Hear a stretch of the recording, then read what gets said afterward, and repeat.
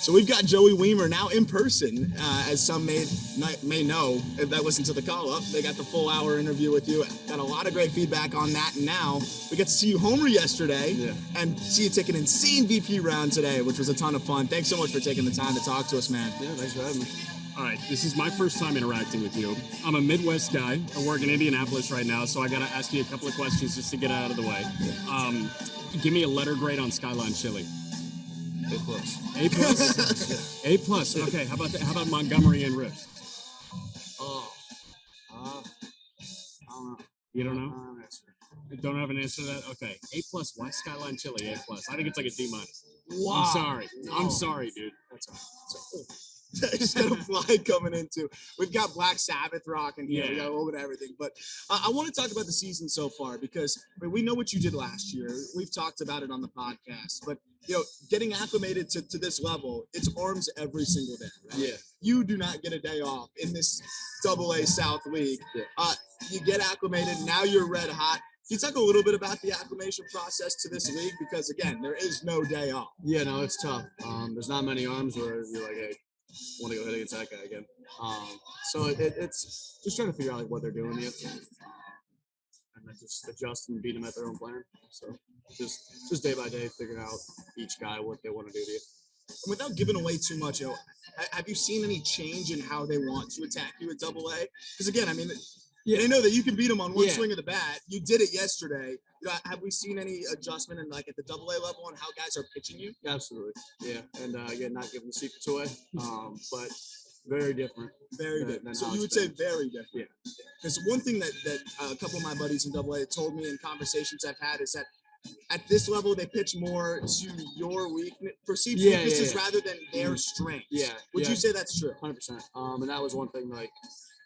Again, we had talked about sticking with what I do best and all that, and now they're poking for holes more, so kind of having to adjust to what they're doing as if I'm trying to stay middle away and they're staying in on me, I'm just gonna roll it short. So kind of just getting acclimated with what they're trying to do and just going against it.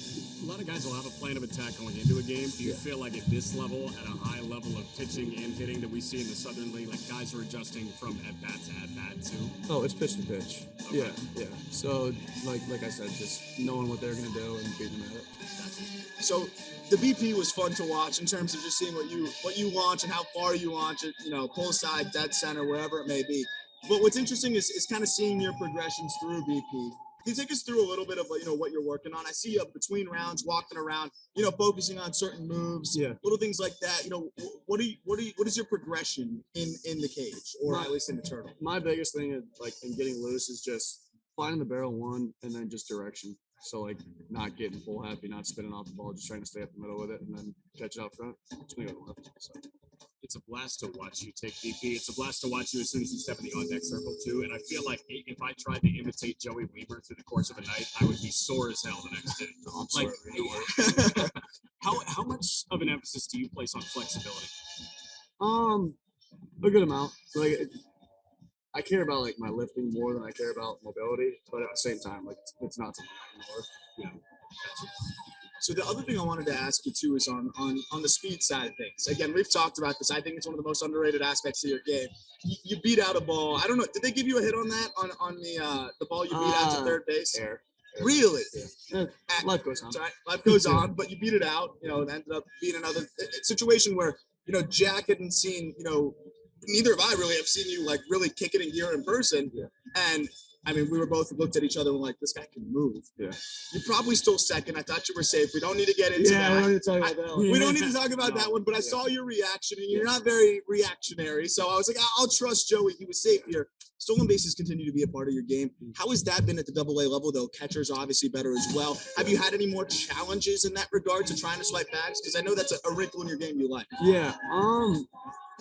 I'd say it's easier but harder at the same time. Catchers have been better putting the ball in the bag, getting it out quicker. But I feel like a lot of the times here, pitchers haven't been as concerned with base runners. So higher times to the plate. So it balances out. But I think I'm a little more comfortable on the bags here with pitchers being a little more lackadaisical throwing guys up. Interesting. You feel like some of that has to do with the pitch clock? Yeah, like to an extent, but at the same time, like I feel like development here, like guys don't want to lose like any of their stuff, Right. so they're more concerned about their stuff versus holding a baseball. That makes sense. Hey, I'm curious about your day to day. How is your day to day from, obviously college baseball is totally different, but last year in pro ball compared to this year in pro ball, what have you picked up? Like when you wake up in the morning, is there anything that you've kind of decided to do differently this year than you did last year? Baseball stays at the field. Like I go home, I don't think about baseball. That's awesome. So yeah, that's the biggest like thing for me mentally. Like What do you think about? Like, what's your fun I unplugged thing? played Minecraft and watched Family Guy. Like, I love that. See, nothing. that's I was hoping for an Yeah, answer like nothing, that. Yeah, just no baseball. No baseball. Keep it here. That's awesome. Last year, do you feel like you were going back and thinking about the ABs and all that? More than I do now. Still like not much, but like definitely now when I go home, like it is turned on. Was there like a tipping point that you had where you realized, and did someone recommend that? Did you talk to somebody? Like, what made you realize, hey, I need to kind of leave this at the field and really like put my foot down with it? It's one thing to say it, it's another thing to actually partake in it and do it. I feel like once I got the pro ball, I've been like really good with it, but this year, like especially, I don't know.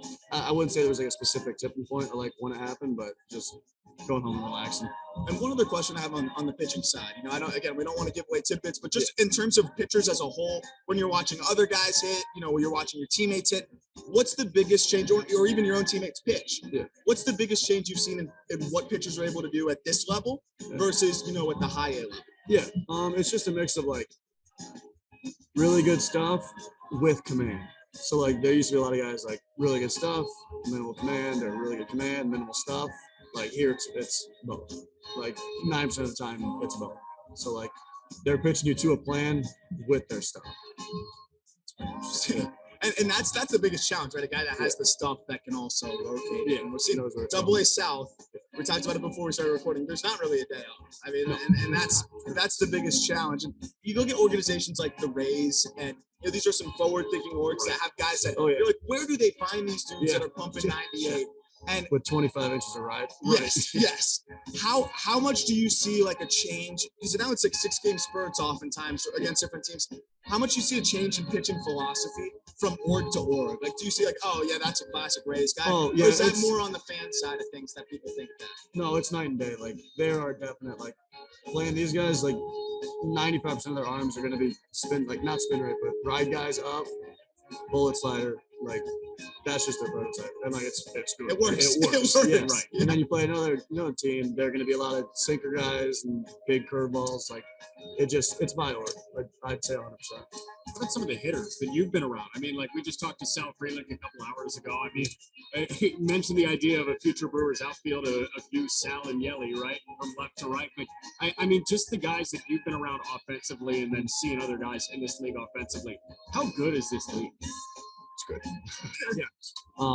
That's putting it short, but a lot of talent, a lot of fun to be a part of, and just see guys like it's fun. Yeah. Personal goals for this year. Do you have like a certain stat you need to hit? None. No number goals. Like, we had talked about that last time. Like just showing up and playing hard every day. Because if I set number goals, I'm gonna go home and think about, oh shit, I gotta hit a homer today or steal bag today. Like just going out and playing. So to that point, how often are you actually? How aware are you of your statistics? I mean, I'd be lying if I said I didn't look. Like everyone looks. They're on the big board out there. Yeah, like I kind of have to look 90% of the time. Like I know it's going well. At the same time, like it doesn't matter right now. Like yesterday doesn't matter today. Absolutely. And on the defensive side of things, where you keep track of it metrically, and it's more just how you're feeling and how things look. You can play center. We've talked about that. You feel like you can get it done in center. Yeah. You obviously playing a lot of the corner too.